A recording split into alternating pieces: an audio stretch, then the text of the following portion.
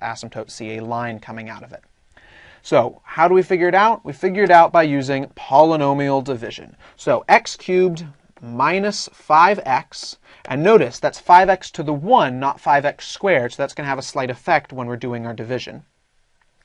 Negative 4x to the 4th plus 7x cubed plus 23x squared minus 43x plus 5. Great.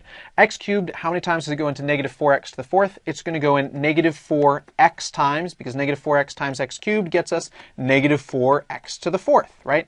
Negative 4x times negative 5x gets us 20x squared, but the next thing we have is 7x cubed. So that's not going to go on the 7x cubed, it's going to go on the 23x squared column. So negative 4x times negative 5x, but gets us 20x squared, so it's 20x squared lines up there. And it's positive. So at this point, we subtract by this amount. So we distribute our negative. That becomes positive. That becomes negative. So negative 4x to the 4th plus 4x to the 4th becomes 0, what it should be when we're doing polynomial division. The first part should always cancel to 0. 23x squared minus 20x squared gets us positive 3x squared. Next step, we bring down the other things that we'll wind up using. So we bring down the 7x cubed. We bring down the minus 43x. So how many times does x cubed go into 7x cubed? It will go in 7 times. 7 times x cubed gets us 7x cubed. 7 on negative 5x gets us negative 35x. We subtract by this amount. So distribute our negative. It becomes positive. So 7x cubed minus 7x cubed gets us 0. Negative 43x plus 35x gets us negative 8x. Bring down 3x squared. Bring down 5. We've got 3x squared minus 8x plus 5. At this point, can x cubed go into 3x squared? No. X cubed has a larger degree than 3x squared, so we are left with a remainder of 3x squared minus 8x plus 5. So we're left with that remainder. So at this point, we know that our original function, f of x, through division, we've just shown that it's the same thing as negative 4x plus 7 plus the remainder, 3x squared, minus 8x plus 5 divided by our original denominator, x cubed minus 5x.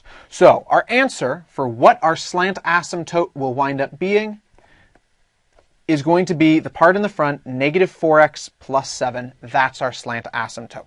Now we can also check our work at this point by just making sure that if we combine these, we get back to our original function. So let's put them over a common denominator. We have negative 4x plus 7 times x cubed minus 5x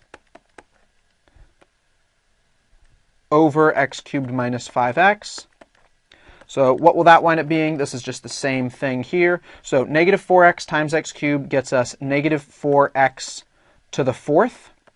Negative 4x minus 5x gets us positive 20x. Plus 7 times x cubed gets us 7x cubed. 7 times negative 5x gets us minus 35x. All over x cubed minus 5x, so x cubed minus 5x. And we can add on our thing from our other one, because they're now on common denominator, plus 3x squared minus 8x plus 5. So what's that wind up becoming? We're starting to run out of space, so I'll do this vertically. So we have negative 4x to the 4th right here. So negative 4x to the 4th. Great, that checks out. 20, so next x cubed, 7x cubed. We have no other x cubed, so plus 7x cubed. That checks out. 3x squared, any other x squares? Oh, whoops, accidentally didn't write the squared. Negative 4x times negative 5x became positive 20x squared. So we've got positive 3x squared, positive 20x squared becomes plus 20x squared. Hey, that checks out. Minus 35x minus 8x, that becomes minus 43x. That checks out. And then plus 5, and that checks out because this whole thing is still over that denominator of x cubed minus 5x. So we've got the exact same thing that we started with. So what we just did checks out. So we know for sure negative 4x plus 7 is good. It's definitely our answer. All right, we'll see you next time when we talk about graphing rational functions in general, being able to use these vertical and horizontal asymptotes together to be able to quickly make the graphs to these kinds of functions. All right, see you at Educator.com later. Bye.